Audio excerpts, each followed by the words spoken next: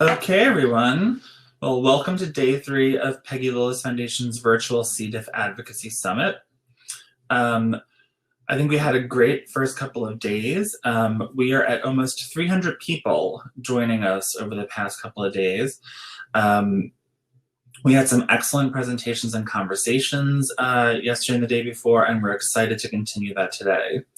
So I once again want to thank the sponsors of this year's summit, Merck, Pfizer, BD, Rebiotics, Series Therapeutics, Pew Charitable Trusts, Thermo Fisher Scientific, Summit Therapeutics, and LeMed Specialty Pharmacy. Your support of our summit means the world to us and the people we help.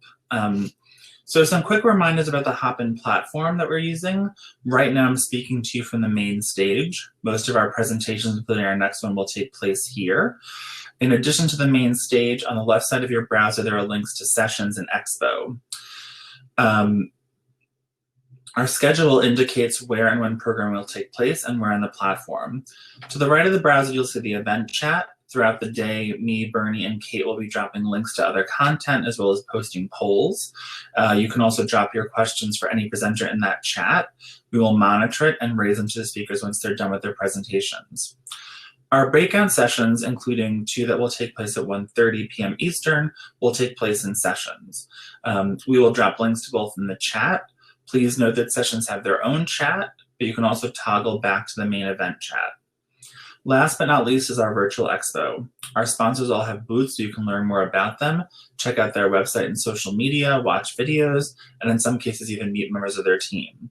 So definitely check those out. We have 2 breaks today, and we encourage you to visit the booths while we're on break. If you have any issues, if anything goes wrong,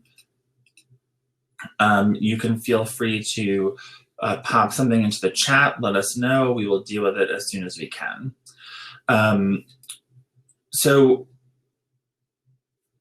One last bit before I turn it over to our first presenter is that, as I mentioned yesterday, we're excited to keep this progress going that we've made on C. diff so far.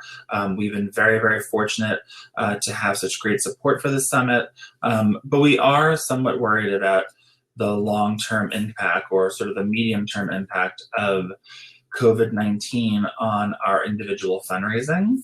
So if you're in a position to help us today by making a donation, we would really appreciate that. I'm going to drop a link right now to where you can do that. If you are dealing with economic insecurity because of the crisis or for any other reason, no pressure. But for those of us who are doing, well or okay at the moment, we would definitely appreciate your support so we can keep this fight going. All right, all that said, I am super excited to have our next presenter, Kyle Kinner of Pew Charitable Trusts.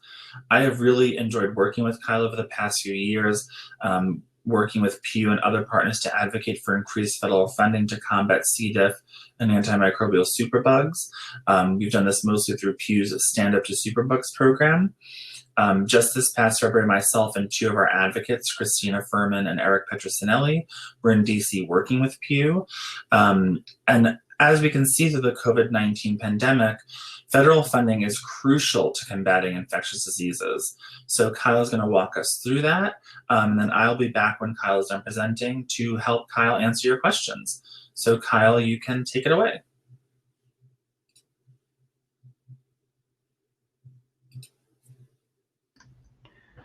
Great. Just confirm, folks can hear me? Is that right? Okay. I've got some echo. Let's see, how can I stop the echo?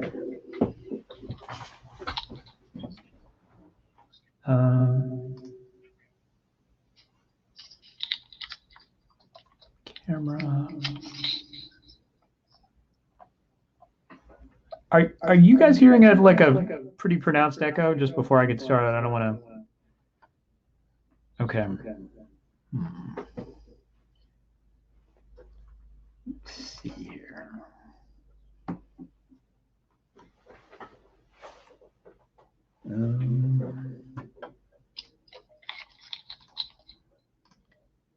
Can you hear me now? Can you hear me, Kyle?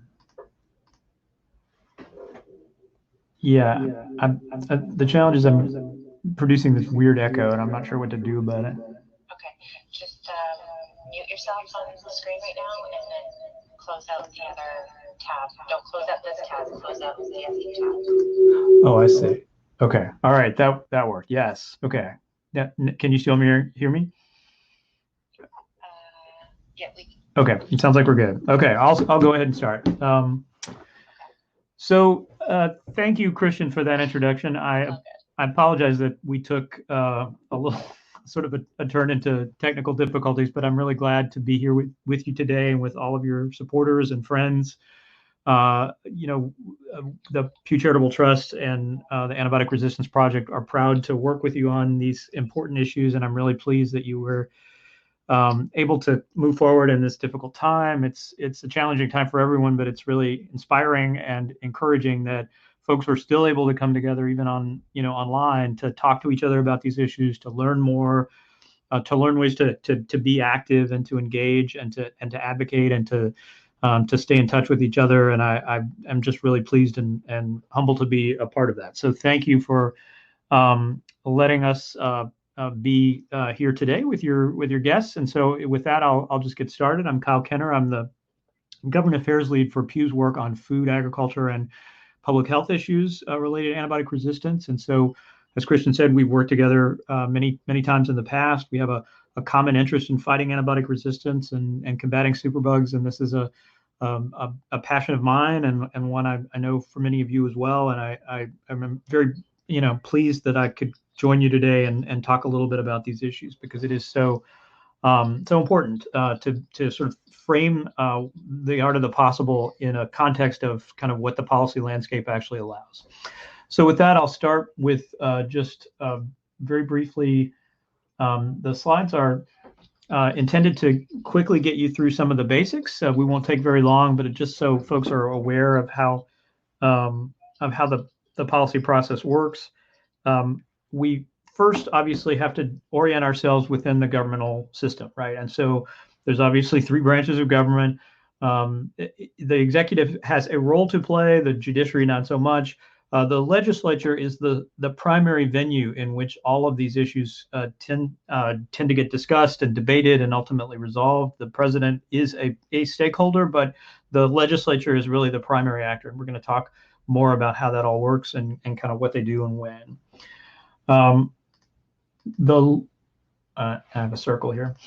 So within the legislature, the committees are very important sort of organizing vehicles for action, right? So the Congress by itself has 435 members in the House and 100 members in the Senate, and it's difficult for a group of that size to be able to orient itself without some internal structures. And so what the Congress did, hundreds of years ago was to begin populating committees around specific thematic focus areas. And we specifically care about appropriations and authorizing committees. And so we're going to talk a little bit about the distinction between those two types of committees. But the committees that we're focused on today are the appropriations committees on the House and Senate side. And then by contrast, the Energy and Commerce Committee, which is the Health Authorizing Committee in the House, the Ways and Means Committee in the House, which is authorizing for mandatory programs like Medicare and Medicaid. And then in the Senate, we have the Finance Committee, which is the analogy to the Ways and Means Committee. It also works on Medicare and Medicaid issues and tax issues. And then the Health, Education, Labor, and Pensions Committee, which is the sort of catch-all authorizing committee in the Senate that tackles health issues. And so those are the major committees that are focused on health in the Congress, and particularly the ones focused on funding are the appropriations committees. They each have subcommittees, and we'll talk a little bit about that. So the Labor HHS or the Agriculture Subcommittee are the ones that we primarily are engaging with as we work to advance funding goals around antibiotic resistance. So just to give you a sense of what the distinctions are between the authorizing and the appropriating committees, the authorizers have jurisdiction over federal agencies generally. They produce bills that modify existing laws or establish new laws. They approve specific federal programs. They have oversight hearings on agency actions. They have multiple subcommittees. They have different committees, different subcommittees oriented to achieve different outcomes like general oversight or specific theme like health. On the appropriations side, I think they might well be the oldest committees in the Congress. They have a very sort of storied history of funding because we've, since the very earliest days, one of the major activities of the federal government has been to stand up an army and pay for it and then, do other stuff, but it always has to be paid for, right? And so the appropriations committees perennially talk about being the origin of the power of the purse, which is the sort of preeminent power of the Congress, which is to say what monies are collected and what they are expended for, what they're spent on. The authorizing committees do their work all year long. The appropriations committees, their timeline is a little more fixed and it sort of ebbs and flows, and we're going to talk about that. But they produce specific bills that fund the government for a single year. A legislative year is a short period of time. You would be surprised if you worked in this field how quickly you feel like a new year is upon you, but the appropriators have to start over every single year and do it again and again and again. It's a little bit like a perpetual motion machine. I always joke that I can't believe it's appropriation season because it's always appropriation season. They also do oversight to some extent. That means that because they are the sort of the deciders of what gets spent and how much things cost, they have a significant sway over the agency's determinations about what they will. What actions they will undertake, and if they perform poorly, the appropriators feel very free to sort of bring them in and ask them what happened and ask them, what are you going to do to fix that? There are 12 subcommittees in each of the House and Senate appropriation committees. We're primarily at Pew focused on the Agriculture Subcommittee, where the Department of Agriculture and the Food and Drug Administration are funded, and then the Labor, Health, and Human Services Subcommittee, which is the one that funds primarily all of the other sort of health stuff in the government. With the exception of the Veterans Administration and the Department of Defense, which are in their other subcommittees, but we won't be talking about today. So the committees are populated by human beings, right? Like it's not a machine. It's essentially a group of people, and they, in many cases have been in Congress for years or decades. The House Appropriations leadership on the screen before you. Nita Lowey, who's from New York, has been, in Congress for a very long time. She's a very storied and important member, and with the Democrats taking control of the Congress in 2018, she took back control of the Appropriation Committee. It's a very powerful committee, and she's been doing appropriations, for much of her professional life. Her partner, if you will, is Kay Granger, the ranking member from Texas. Together, they sort of, with the congressional leadership, the overarching party leadership, shepherd these enormous funding bills through Congress on an annual basis. The subcommittees are led by these individuals on the right: Sanford Bishop from Georgia, Jeff Fortenberry from Nebraska, Rosa DeLauro from Connecticut, and Tom Cole from Oklahoma. Lead on a majority and minority basis the Agriculture Committee in the House, Subcommittee in the House, and the Labor HHS Subcommittee in the House. In the Senate, we have similarly individuals who are responsible for these committees and subcommittees. Richard Shelby and Patrick Leahy are responsible for the full committee. Senators Hoeven and Merkley are responsible for the Ag Subcommittee, and Senators Blunt and Murray are responsible for the Labor HHS Subcommittee. So just to give you a quick sense of kind of how it all fits together, the federal budget is the proposal that the president sends to Congress every year, which embodies the administration's priorities and recommendations, in some cases recommended cuts, but in most cases it's recommended spending increases, or at least flat or increased. And so the totality of that proposal or recommendation, which arrives in early February, is known as the budget. But Congress also has a budget, which is distinct from the president's budget proposal, and which essentially assigns the subcommittees on the Appropriations Committee an amount of money that they're allowed to spend. And so in a regular year, Congress would go through a process where both the House and Senate budget committees would produce a budget. Those numbers would then be reconciled with each other, and then a final budget would be passed that would govern the appropriations process for the full year. Unfortunately, the appropriations process hasn't worked well for a while, and the budget committees have broken down a bit. And so we haven't seen historically the kind of smooth sailing that we used to see years or decades ago. And in the last few years, budgets have become much more partisan. And so in recent years, we haven't seen that sort of regular order process of budget making. And so the budget, while it exists in principle, hasn't been operative for a couple of years. The appropriations moves ahead, however, right? And so the Congress makes decisions on an annual basis, and we'll talk about the timing and the sort of the priorities that they wrestle with. They direct specific funds to agencies and programs on a every year basis, because that's important or vital for those agencies to have those resources to be able to then turn them around and invest in local public health departments or in VA hospitals or in national defense. And then there is, as you see on this graph, a very large category of funding that the government is responsible for, known as mandatory funding. And again, to go back to those committee identities, the Finance Committee and the Ways and Means Committee are responsible for mandatory spending. So this is spending that doesn't get annually appropriated because it is essentially criteria based. If you are over the age of, I forget what the number is, but it's like 63 and a half or whatever, you're eligible for Medicare. And if you meet the criteria, you're able to join Medicare and gain access to the funding necessary to pay for your health care. And Congress never writes a specific check for that amount because those funds are mandatorily provided to the Centers for Medicare and Medicaid Services to provide those resources as needed when that criteria is met. So that mandatory spending, which you can see comprises about 80% of the federal budget at this point, 85%. That's an enormous amount of money that essentially is ostensibly outside Congress's control. It could come back and change the laws, but it's a high bar to be able to make changes to those authorized programs, those statutes. And so Congress, while it focuses an enormous amount of its attention on appropriations, it actually only is responsible for this little orange slice, the 8% that is discretionary, that is able to be provided on an annual basis to fund all the rest of the government, right? And so that pie slice is shrinking as the other slices grow. And the challenge for Congress and for appropriators is, how do you make those resources cover all of the needs and priorities that government represents, right? And in a time of pandemic and crisis, it only deepens that tension between the need to be able to fund essential priorities and the fact that the funds aren't unlimited. So just a very sort of rough schematic sense of how the annual funding process works. And I'll go through this quickly. And folks, if you have questions, feel free to ask at the end. But essentially, the president submits a budget proposal that I talked about earlier in the early part of February. It's not always the first Monday, although it's statutorily, that's the sort of starting point.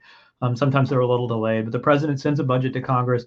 Congress then takes a couple of weeks to kind of get itself organized in the early spring, late winter, and then it will essentially start a committee process where the budget committees are when they are operative, are moving forward on developing budgets. And then those budgets create allocations or funding amounts that the subcommittees on the appropriations committees use to write their bills, to write their legislation that represents the funding for the Department of Health and Human Services, for example, or the funding for the Department of Agriculture. So in theory, the budget committee is supposed to produce a number that guides how much funding is available to the subcommittees on the appropriations committees.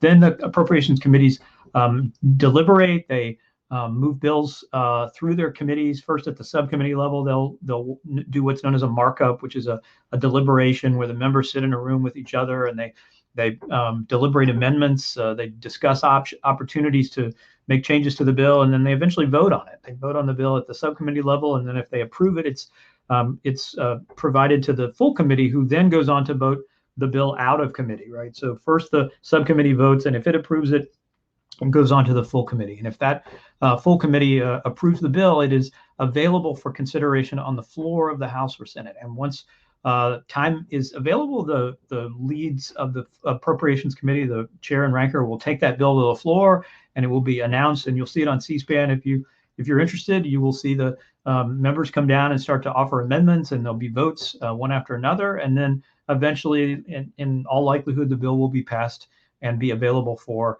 conference. Now, you're probably thinking this is, kind of how a bill becomes a law, how the kids video from when we were all children watching on TV, the Schoolhouse Rocks video, right? I'm a bill on Capitol Hill, and that is true in principle, right? Like the Congress is in theory guided by all of those strictures and timelines, but the reality is it's a process that's buffeted by partisanship and by the pressures of outside forces like the need to address a crisis like COVID, and so it doesn't always look like this neat sort of stepwise schematic formula of the president's budget to, a bill signed into law by the beginning of the new fiscal year. And so this is kind of how it should work. But let's go on and talk a little bit about how it does work.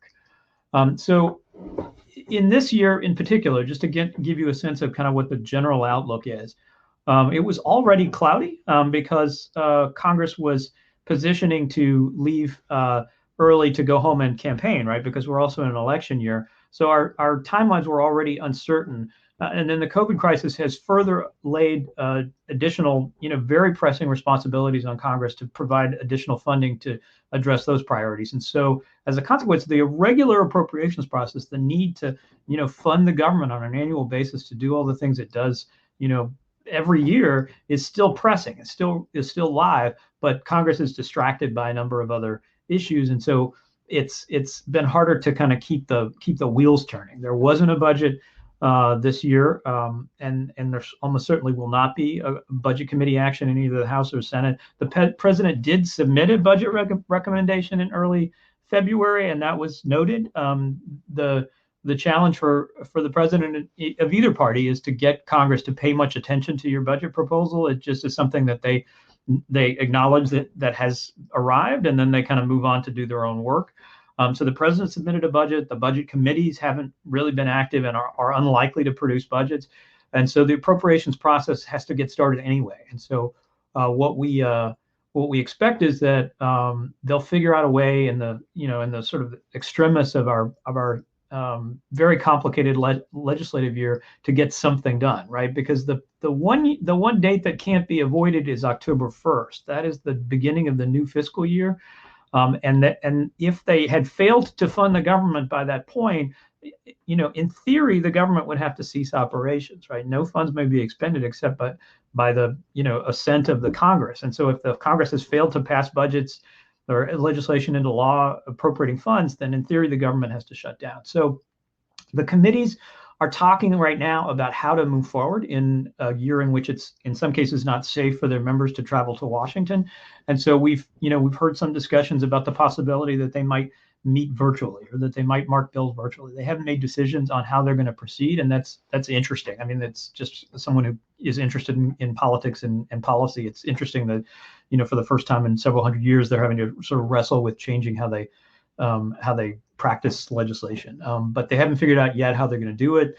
The latest COVID bill, which will draw members back to town for votes on Thursday, it is likely that the leadership in the House may also try to change the rules so that members can vote by proxy, which would mean that many of them wouldn't have to travel to DC in the future, and that may be good for members who are elderly or have immune compromise issues, and it might not be safe for a member from Alaska to get on a plane and travel all the way back to DC. They'd have to get on a bunch of planes. So the challenge for Congress is figuring out how to operate in the current environment, and they haven't totally figured it out, but they're working on it. We expect that they will eventually figure out a way to move bills in the probably late spring or early summer so that the congressional appropriations process can move forward to some extent.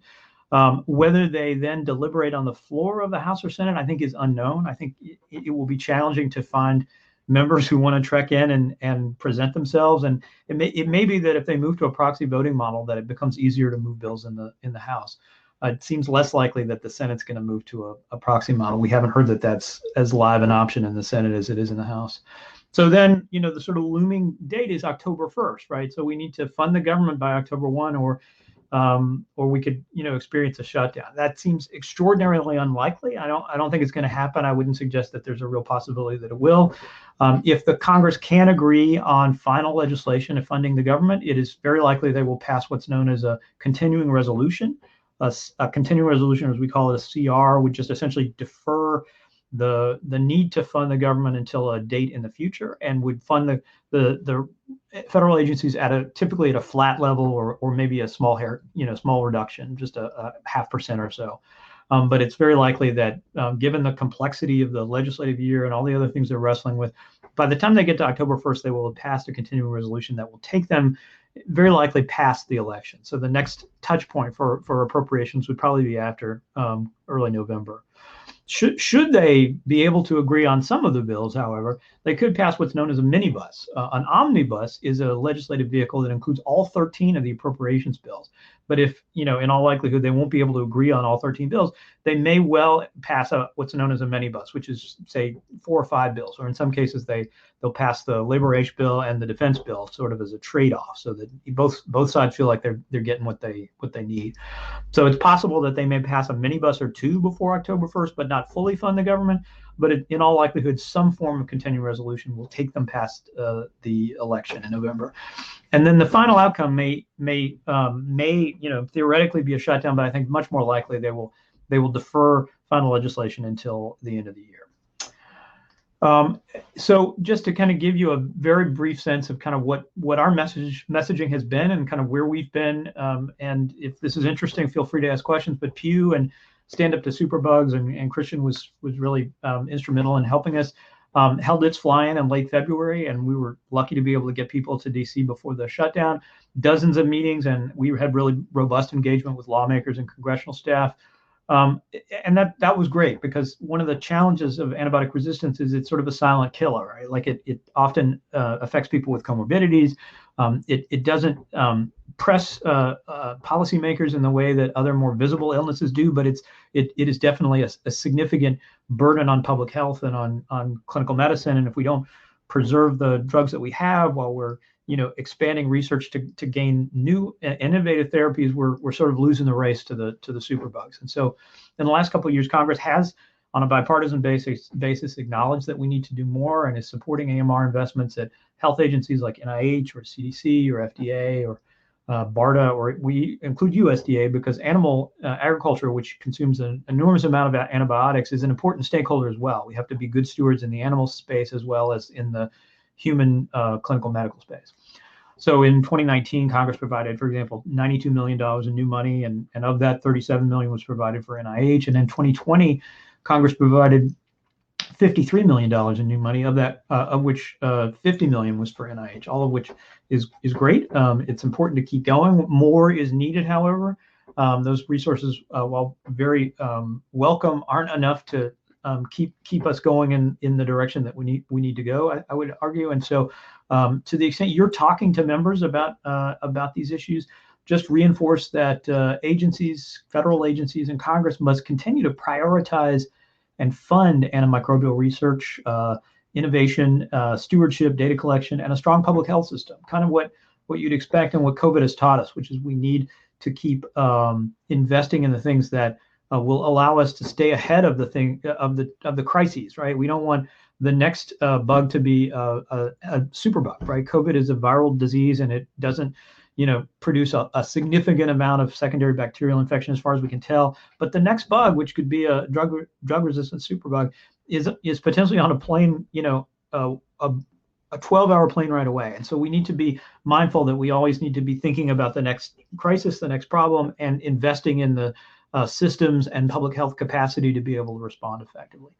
And then finally, remind members and staff that real people like yourselves experience the effects of antibiotic resistance today. Those numbers are daunting. The numbers of people who die from antibiotic-resistant infections are in the tens of thousands, and the number who experience a resistant infection are in the millions.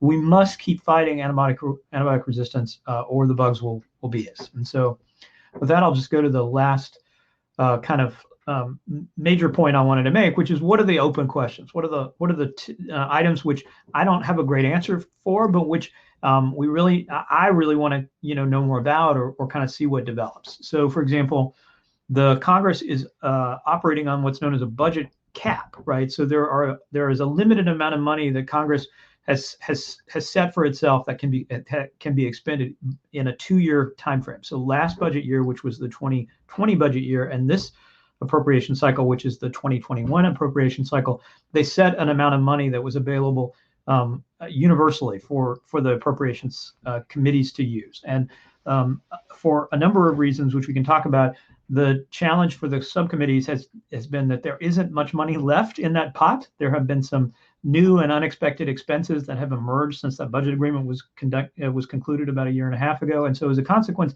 the committees are looking at very lean budgets this year. Their appropriation allocations are near flat to flat. I think they don't want to cut if they can absolutely help it, but at a maximum, they're only looking at $4 or $5 billion in additional available funding over the whole what's known as a non-defense discretionary budget. And so that's in the context of a $400 or $500 million budget, to be able to grow that budget by $5 billion is not that much, and probably doesn't capture even the increases associated with inflation. So that is a challenge for Congress. How are they going to assess the need in relation to their own budget caps and make a decision about what to spend and what to cut? So then, two, I think a huge question, and again, happy to answer your questions if you can think of different variants on this. But how will COVID-19 affect the appropriations process? I've already talked about the prospect of Congress meeting in a virtual setting. Those of you who have been on WebEx calls over the last few weeks, as I have been, know that that's sort of a hit or miss proposition. Sometimes it's challenging to get large groups of people together where everybody can hear, and you're able to make sure everybody's focused on the same information. To have Congress kind of shift to a virtual mode would be a pretty significant change from how they've operated for the last 250 years or whatever. And so they're not sure whether that's the right move, and they're trying to figure that out, but that certainly is a live question.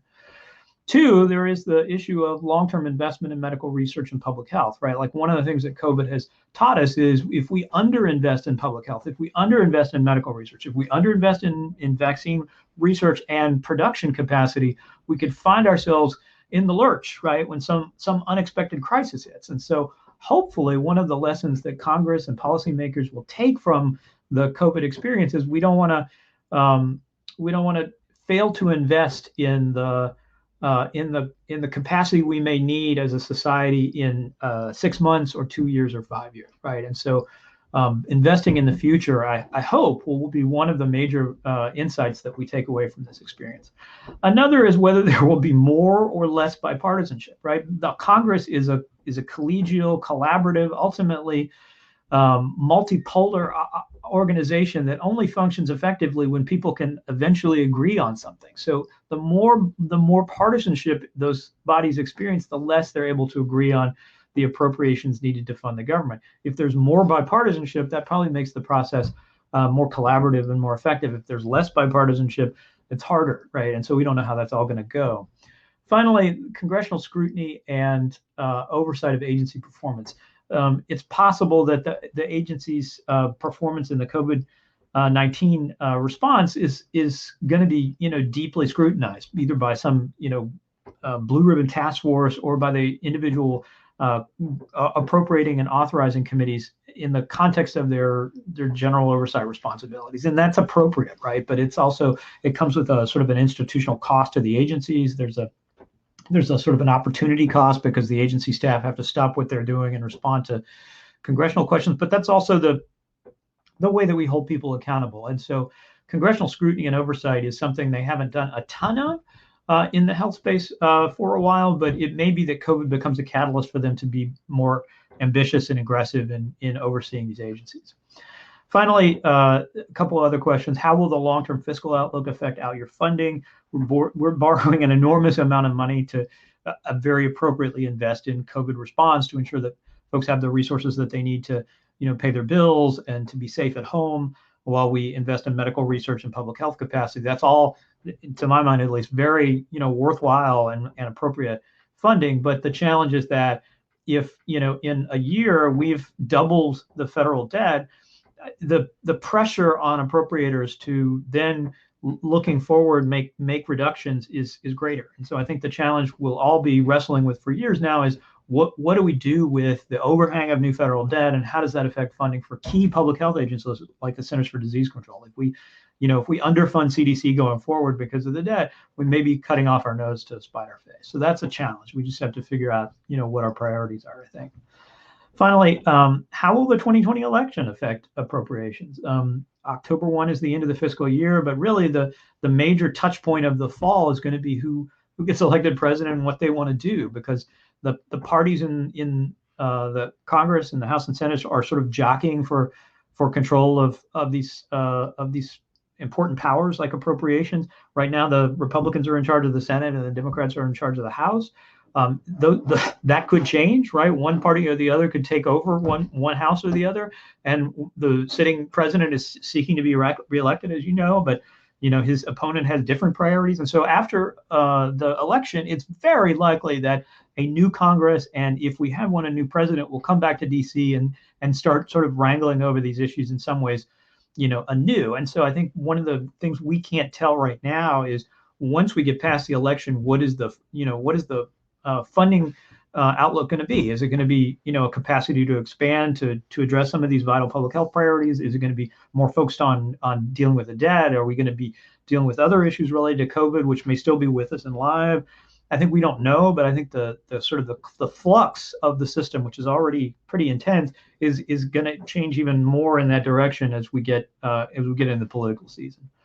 So, and then finally, I put this down: when Congress continue the annual budget process. It's really more of a question for wonks like me. I don't think others care so much, but it's it in the past has acted as kind of an opportunity to think more coherently about how to spend our resources, and the fact that they have kind of stopped doing it is sort of unfortunate. So with that, I'll stop and see if anybody has any questions. I am not sure I can hear you, but Christian, if you see questions either in the chat or you have questions, I think I can hear you. So I think I can respond if you're speaking, and with that, I think I have to stop sharing. Is that right? Yes, Kyle. If you want to turn your screen off and turn your camera back on, then people can be able to see us. Okay, great. So thank you, first of all, so much for doing that. Absolutely. Yes, it is. I think many of us are a long way from Schoolhouse Rock, or even from the political science class we took in college or high school. And I was a political science major. I suspect you might have been as well, but I think that's not most people's experience. So we do have a couple of questions, and if you have some more, please start feeding them to us.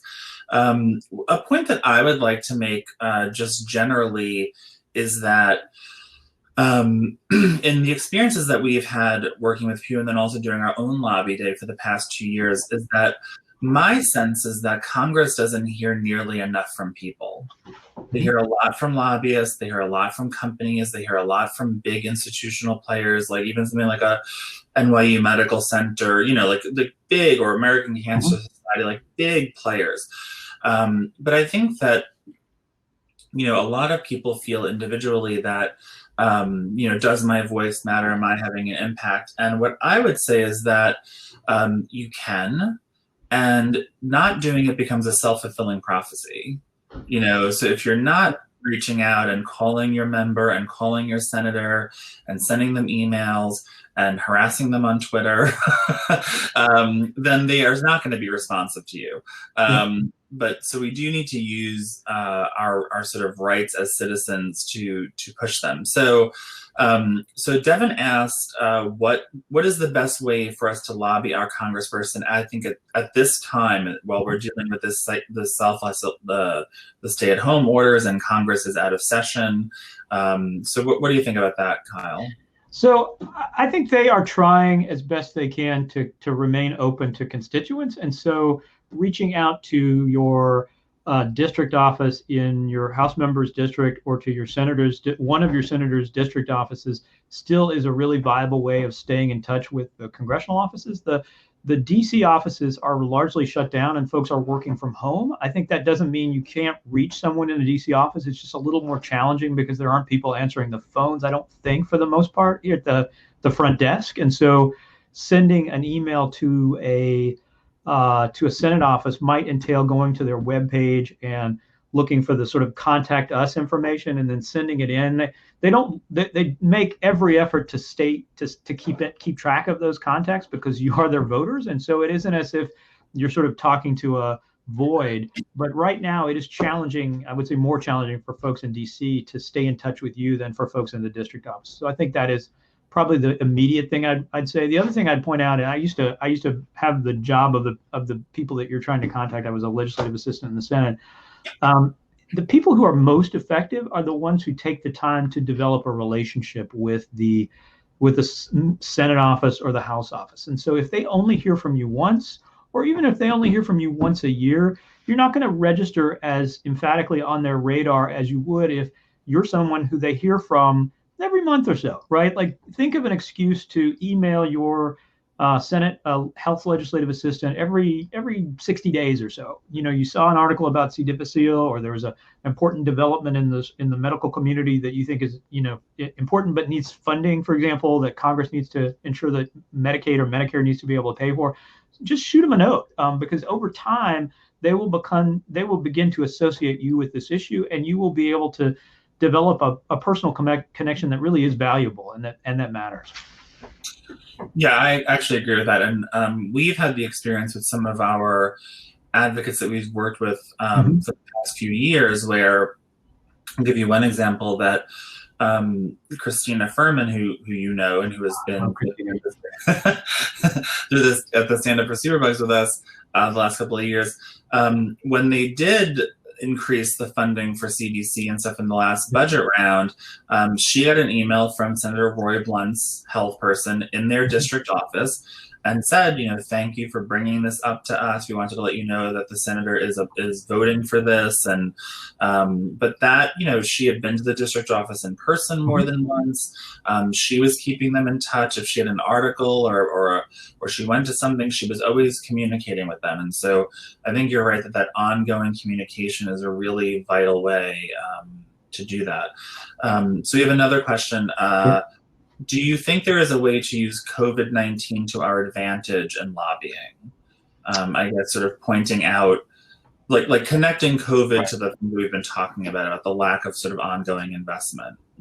So we've said, from the perspective of kind of the AMR advocacy community, that there's sort of two major arguments. One is that we're one bad bug away from a highly pathogenic drug-resistant bacteria. And even though COVID wasn't that pandemic, the next one may be. And so we need to prepare for that by investing in stewardship, investing in public health capacity, investing in innovation. So it's sort of like reminding people that this one is viral, but the next one could be bacterial. And that's really a live risk for humanity. So we need to invest in that.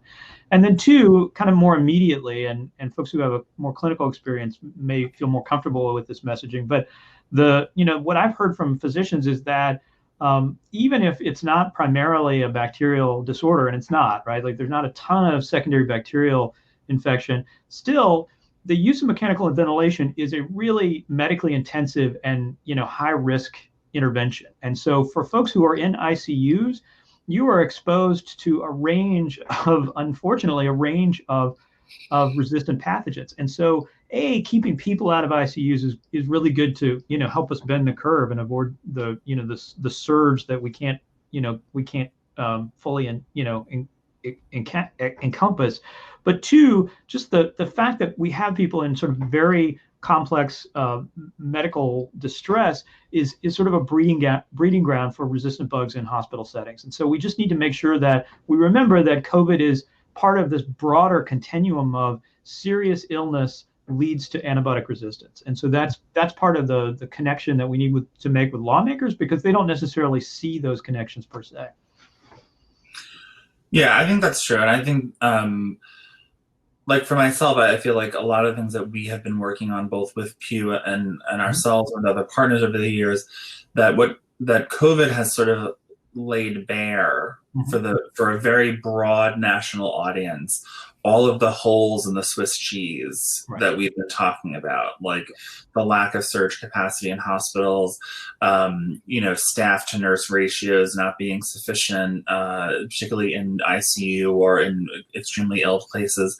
And something, I talked about this on Wednesday when I first kicked this thing off, but, when you're talking about all of this money, and I think it's hard for the average person to think in terms of billions and trillions of dollars, but we spend $3.6 trillion on healthcare in this country, but only 3% of that goes to public health. So it's a very tiny amount of money relative to the 97% that it goes to treating conditions that more of an investment in public health might let us not have those conditions to deal with. Yeah. So we're almost at time because we have somebody else coming up at 1, but there's one last question here. Bill asks, is there a state-by-state list of how much individual states contribute for healthcare, such as the way Medicaid, so we can discuss with state legislatures? So I wonder if Bill means the sort of funds, the net funds that states pay into the kind of the federal coffers. This is sort of an argument that, you know, states like New York actually pay a lot more in than they actually get back net. Or does he mean, you know, how much are agencies like CDC and NIH pushing resources back to individual states and kind of where that ranking is? Both of those lists exist, and CDC has some really good information on its website broken down by state, which maybe we can, you know, put somewhere if there's sort of a resource section. But essentially, there are resources that flow from CDC to literally every state, but they tend to be population centered, and so California and Texas and New York necessarily get more just because they have more people. But it certainly is the case that every state is getting some public health resources. Yeah. Yeah, and I think, I mean, and if Bill is not asking that question, but it might be asking a different question, which is a question that I find very interesting, and I feel like we're not paying attention to, which is how much money is the state itself investing in public health? Because we know that a lot of states, because they, unlike the federal government, they can't deficit spend. Right. So a lot of things, the first thing that goes out the window is public health when there's a budget shortfall. And I think that for me, is a big fear living in the epicenter of the American COVID outbreak is like, what does New York State's public health system look like on the other end of this? Yep. Because we know that intellectually, the best thing to do would be to invest more in public health, but the fear is that in a budget crisis they're going to cut it, and so I think that's something that if folks are interested in that, please let us know, and we will be happy to figure out, either point you to the resources that Kyle talked about or help you figure out the other question, like how are the state legislatures making their appropriations for healthcare. So unfortunately, that's all the time we have with you, Kyle. I really enjoyed seeing you. It's been a couple of months. Yes, thanks for inviting me. And thank you guys so much. Sounds like everything's going really well. I know you'll have a good rest of your show, and let us know at Pew if there's anything we can do to be helpful. Thanks so much. Yeah, same here. All right, take care, Kyle. Take care. So guys, we are going to stop broadcasting for about 5 or 10 minutes. We're going to come back with Kevin McDermott, who works at one of our partners, Summit Therapeutics. And he's actually going to be talking about a different way to be an advocate, which is to advocate around the Centers for Medicare and Medicaid. And for those of you who are not yet on Medicare and Medicaid, we understand that this is a huge proportion of the spending that happens for healthcare in this country. And it's also public money. So even if you're not getting Medicare and Medicaid, we should have a voice in how that money gets spent. So Kevin's going to walk us through that, what Summit thinks we need to do around some of those things, and particularly how we can think about advocating for C. diff with the Centers for Medicare and Medicaid. So give us about 5 or 10 minutes to get set back up, and we'll be back here probably at 1:05. But I'm really glad to be here with you today and with all of your supporters and friends. The Pew Charitable Trust and the Antibiotic Resistance Project are proud to work with you on these important issues, and I'm really pleased that you were able to move forward in this difficult time. It's a challenging time for everyone, but it's really inspiring and encouraging that folks were still able to come together, even on online, to talk to each other about these issues, to learn more. To learn ways to be active and to engage and to advocate and to stay in touch with each other. And I'm just really pleased and humbled to be a part of that. So thank you for